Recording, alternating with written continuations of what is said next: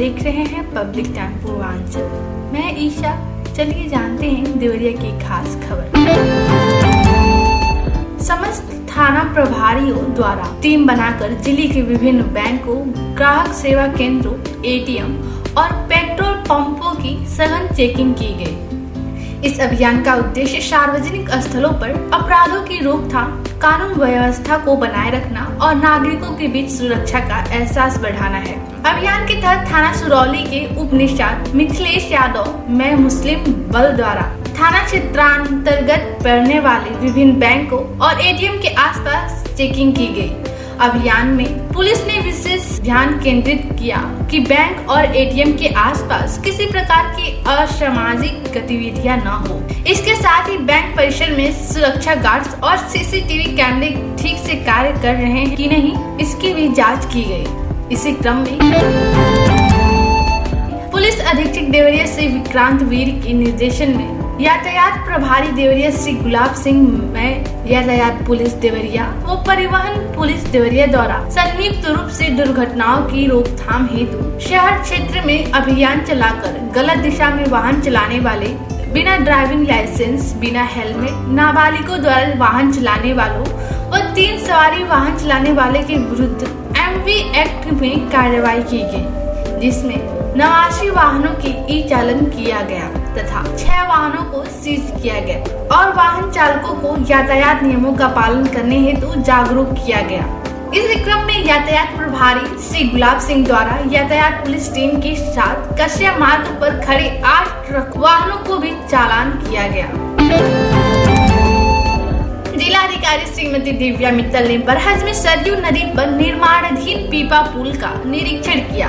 कार्य में देरी पर नाराजगी जताते हुए उन्होंने संबंधित अधिकारियों को कड़ी चेतावनी दी और 3 दिन के भीतर पुल का कार्य पूर्ण करने के निर्देश दिए। निरीक्षण के दौरान अधिकारियों ने बताया कि निर्माण में तकनीकी अड़चनें और जलस्तर में वृद्धि के कारण विलम्ब हुआ है। इस पर जिलाधिकारी ने निर्देश दिया कि समस्या का तत्काल समाधान निकालते हुए 2 या 3 दिनों में पुल को यातायात के लिए चालू किया जाए, जिससे स्थानीय लोगों को आवागमन में किसी प्रकार की असुविधा न हो। निरीक्षण के क्रम में जिलाधिकारी ने परसिया दीवार व बरहज के बीच स्थित घाघरा नदी पर बने मोहन सेतु का भी जायजा लिया। निरीक्षण के दौरान पाया गया कि परसिया दीवार की ओर अप्रोच मार्ग का हिस्सा नदी की धारा में हुए कटान के कारण क्षतिग्रस्त हो गया है, जबकि बरहज की ओर अप्रोच कार्य पूर्ण हो चुका है।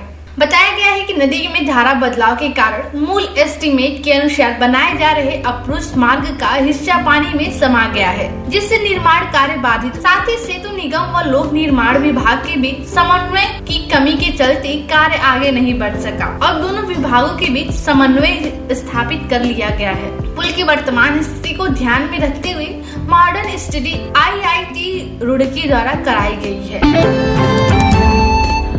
आयुक्त खाद्य सुरक्षा व औषधि प्रशासन उत्तर प्रदेश लखनऊ के आदेश एवं सहायक आयुक्त द्वितीय देवरिया के निर्देशानुसार मुख्य खाद्यान्न सुरक्षा अधिकारी राजीव मिश्र के नेतृत्व में गठित विशेष सचल दल द्वारा ग्रीष्म ऋतु में होने वाले संक्रामक रोग की रोकथाम तथा मिलावटी खाद्य एवं पेय पदार्थों की बिक्री पर नियंत्रण के उद्देश्य से एक प्रवर्तन अभियान चलाया गया। यह अभियान विशेष रूप से आइसक्रीम और आइस कैंडी जैसे उत्पादों की गुणवत्ता जांचने हेतु देवरिया नगर पालिका क्षेत्र में संचालित किया गया। अभियान के दौरान कस्या रोड स्थित एक आइस कैंडी निर्माण इकाई से खाद्य सुरक्षा अधिकारियों श्री राम यादव, मानवेंद्र कुमार तथा सुश्री नेहा त्रिपाठी द्वारा आइसक्रीम और आइस कैंडी के 3 नमूने संग्रहित किए गए। इसी क्रम में देवरिया खास स्थित एक अन्य निर्माण इकाई से खाद्य सुरक्षा अधिकारी 2 और नमूने लिए गए। इस प्रकार कुल 5 नमूने संग्रहित किए गए।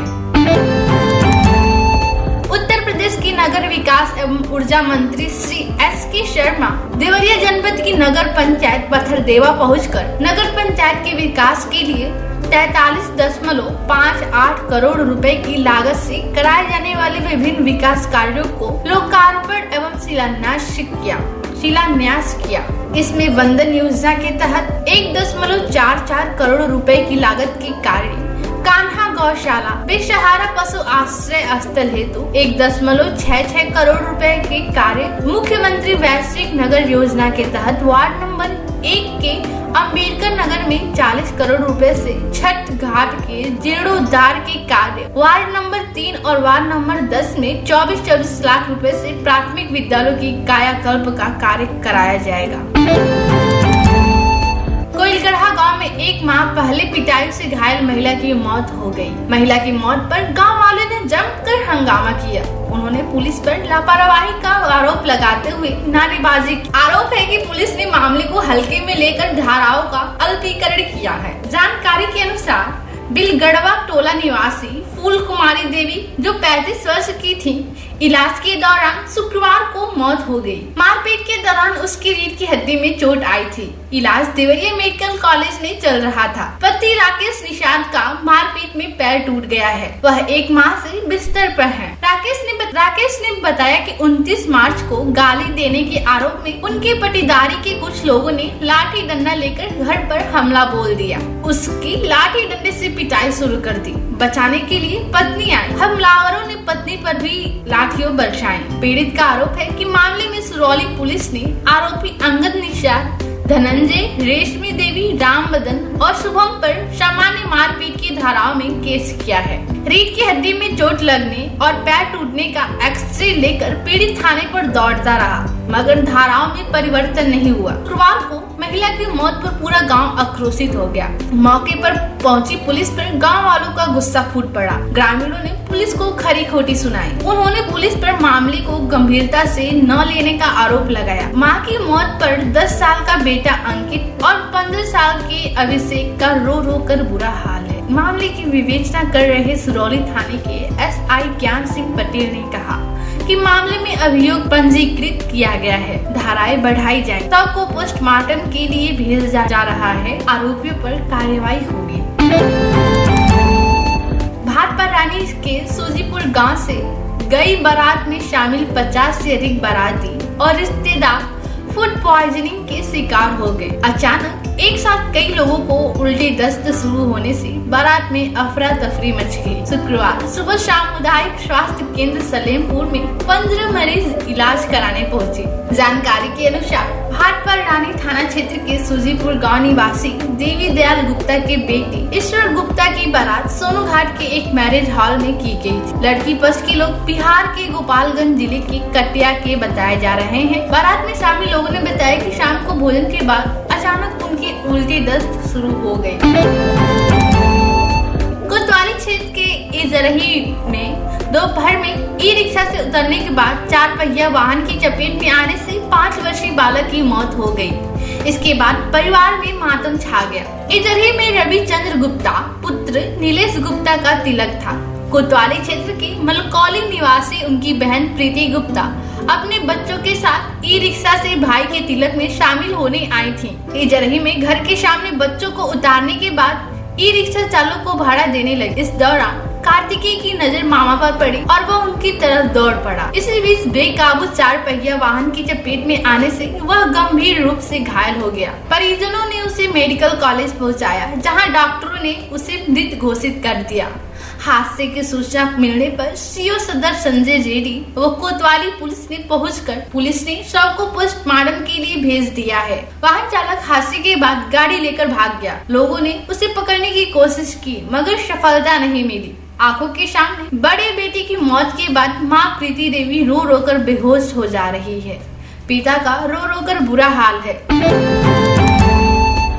शहर के रामलीला मैदान स्थित लुधियाना मार्केट में शुक्रवार को शॉर्ट सर्किट से आग लग गई। इससे लाखों रुपए का सामान जलकर राख हो गया। आग लगने से अफरा तफरी मच गई। सूचना पर मौके पर फायर ब्रिगेड की 4 गाड़ियां पहुंच गई। आधे घंटे के बाद आग पर काबू पाया गया। रामलीला मैदान के पास लुधियाना मार्केट नाम से दुकान है, जहां प्लास्टिक से संबंधित सामान बिकता है। लुधियाना मार्केट में अचानक आग लग गई। देखते ही देखते आग की लपटें तेज हो गई। इससे अगल बगल के दुकानदार भी सहम गए। आग बुझाने के बाद लोगों ने राहत की सांस ली।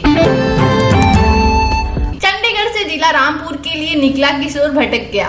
वह ट्रेन से गोरखपुर और वहां से बस से रामपुर कारखाना पहुंच गया। रुपए समाप्त होने पर वो मायूस था। एक सिपाही की नजर पड़ी, उसने किशोर को भोजन कराया। घर का पता न बता पाने पर चाइल्ड केयर को सौंप दिया। पुलिस के अनुसार रामपुर जिला के भगोड़ा गांव निवासी मोहित पुत्र मंगल किसी के साथ चंडीगढ़ गया हुआ था। वह ट्रेन से घर के लिए निकला और बुधवार को गोरखपुर पहुंच गया। रामपुर पता पहुंचने पर किसी ने उसे बस से देवरिया और फिर वहां से रामपुर कारखाने जाने का सलाह दे दी। किशोर गोरखपुर से बस पर सवार होकर देवरिया आया और फिर अनुबंधित बस से रामपुर कारखाना चौराहे पर पहुंच गया। रामपुर कारखाना पहुंचने पर उसके पास एक भी रुपए नहीं बचे थे। यह देखकर टेम्पो चालक राम कृपाल ने अपने पास से 50 रुपए दिए, जबकि पान विक्रेता नीरज चौरसिया उर्फ सोनू ने उसे थाने पहुंचाया। रामपुर कारखाना थाने में मौजूद कांस्टेबल इंद्रजीत वर्मा ने किशोर को भोजन कराया। किशोर केवल अपना नाम और गांव का नाम ही बता पा रहा था। उसे घर का मोबाइल नंबर भी याद नहीं था। इसके चलते कांस्टेबल इंद्रजीत ने किशोर को चाइल्ड लाइन केयर देवरिया के सुपुर्द कर दिया। मेडिकल कॉलेज की डिजिटल एक्सरे मशीन खराबी से जिससे मरीजों व तीमारदारों को दिक्कत का सामना करना पड़ा। मशीन ठीक होने की उम्मीद में काफी देर तक मरीज इंतजार करते रहे। इसके बाद दूर दराज से आए मरीजों को निराश होना पड़ा। करीब 50 से अधिक मरीजों को बिना जांच कराए वापस लौटना पड़ा। कुछ लोगों ने निजी सेंटरों का सहारा लिया, जहां उन्हें अधिक कीमत चुकानी पड़ी। मेडिकल कॉलेज में मरीजों के लिए निःशुल्क एक्सरे की सुविधा है। अस्पताल में शहर से लेकर ग्रामीणांचल के अलावा बिहार प्रांत के सीमावर्ती क्षेत्रों के लोग इलाज कराने आते हैं। रोजाना करीब 2,500 से 3,000 लोग इलाज कराने पहुंचते हैं। ओपीडी में जांच के बाद जरूरत पड़ने पर डॉक्टर एक्सरे कराते हैं। इसके अलावा वार्ड में भर्ती व इमरजेंसी में आने वाले मरीजों को एक्सरे भी होता है। शरीर के बड़े हिस्से का एक्सरे पुराने भवन स्थित डिजिटल एक्सरे सेंटर पर होता है। यहाँ मरीजों की लंबी कतार रहती है। 1 से 1.5 घंटे तक नंबर आने का इंतजार करना पड़ता है। रोजाना करीब 150 से अधिक मरीजों की जांच होती है। करीब 1 माह से सेंटर के सीपीयू में दिक्कत आ रही थी, ठीक से काम नहीं कर रहा था, जिससे जांच बाधित हो रही थी। मरीजों की भीड़ थी, कर्मचारी जांच कर रहे थे। इसी बीच करीब 12:30 बजे सीपीयू सर्विस करने के लिए इंजीनियर आए और काम करने लगे, जिससे जांच ठप हो गई। इसी बीच मरीजों की भीड़ रही और वह जांच शुरू होने का इंतजार करने लगे। सर्विसिंग का काम समाप्त होने के बाद कर्मचारी सिस्टम चालू किए तो सॉफ्टवेयर में परेशानी आने का मैसेज आने लगा। काफी प्रयास के बाद भी खराबी दूर नहीं हो सकी। मरीज शोर करने लगे और कर्मचारियों व सुरक्षा कर्मियों से उलझ गए। समझा बुझाकर उन्हें शांत कराया गया। 4 बजे तक जांच की आस में बैठे मरीजों को मायूस होकर लौटना पड़ा। कुछ लोगों को निजी सेंटरों का सहारा लेना पड़ा, जहां धन खर्च करना पड़ता है, जिससे उन पर आर्थिक बोझ पड़ा। तो ये थी आज की दिवेरे की खास खबर। नमस्कार।